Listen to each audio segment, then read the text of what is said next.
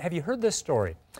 How if you want a great retirement, you ought to be a civil service worker, because there's some new stats out that back up actually some of that philosophy. The U.S. Bureau of Labor Statistics, stick with me here everybody, just compared public salaries to private salaries. And get this, it turns out public jobs are trumping private big time. And the best part for those who have a public job, these perks appear to be recession-proof. All right, read along with me. Here are some of the numbers. Workers in the private sector averaged just more than $28 an hour. That's in total compensation in June. But state and local government workers, they averaged more than $40 an hour. Now, 13 of that is pension and perks. Something, huh? So we spoke with a leading pension and reform expert. Her name is Marcia Fritz, president of the California Foundation Fiscal Responsibility. Her group commissioned its own study. The results? Shocking. Our public sector workers receive benefits that are 3 times more valuable than the private sector workers in California. Firefighters in LA make more than what the Department of Labor says a general practitioner doctor in a private practice makes. The highest paid on an hourly basis were the teachers, higher than engineers, than architects and lawyers, simply because those professions work more. We're not paying people based on the market. We're paying people based on what they can negotiate. Wow. All right. Now, in response to all of this, Stephen Maviglio, the spokesman for Californians for Retirement Security, coalition of public employee unions, he says it's all about pension envy. Charlie? That's not what you think. And he says to keep that in mind. Public employees here in California have been hit hard by furloughs. They've been hit hard by layoffs. And he claims some of the studies that we've been looking at are actually flawed.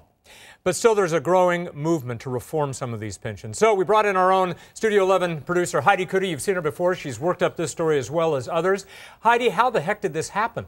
It happened because it could. Basically, during the dot-com boom, public workers were saying, hey, we want to get some of that action. And the bottom line is when the bust happened, they didn't get it rolled back like it happened in the private sector. And taxpayers are stuck footing this bill. Also, after 9/11, everybody was, bending over backwards because of the love they have for first responders. Unfortunately, cities like Vallejo and San Jose are now, Vallejo went bankrupt over this, and San Jose's mayor has taken out op-ed pieces basically saying, help us, we're on the brink of disaster. Well, now here's the thing, though. I mean, there are the grocers just settled their pending, they almost went on strike because of these very same issues. In our industry, there have been a lot of layoffs. There have been a lot of reduced salaries in our industry. So why can't cities and counties and municipalities get a little tough? Yeah, you know what? Vallejo is doing just that. That's how they're getting out of bankruptcy. But once you get these contracts, it's almost impossible to set the reset button. There are things that could be done, but basically, taxpayers don't vote on these things. This is what happens in closed sessions with politicians and union lobbyists. And the bottom line is that if you basically got yourself a public sector job in the last decade, you kind of won the lottery. Yeah, you kind of did. All right, any solution you see in sight? You think it's going to even out? You know what? The solution that came out of one of those studies was people, if they would just work to 55 or 58, we could cut the pension costs dramatically. And the bottom line is that, no one's really willing to look at that. But come on. Right now, I mean, really? Yeah, we are on the brink. Pensions are a ticking time bomb for the state of California in particular. And you're not just talking about increasing retirement for police and fire. And I can understand why you don't maybe want a 58-year-old on the line. But there are other jobs that they can do. There's tons of other jobs that they can do, and that would actually cut, if they worked to 58, that would actually cut pension costs in some cases in half. So that would be huge for the cities.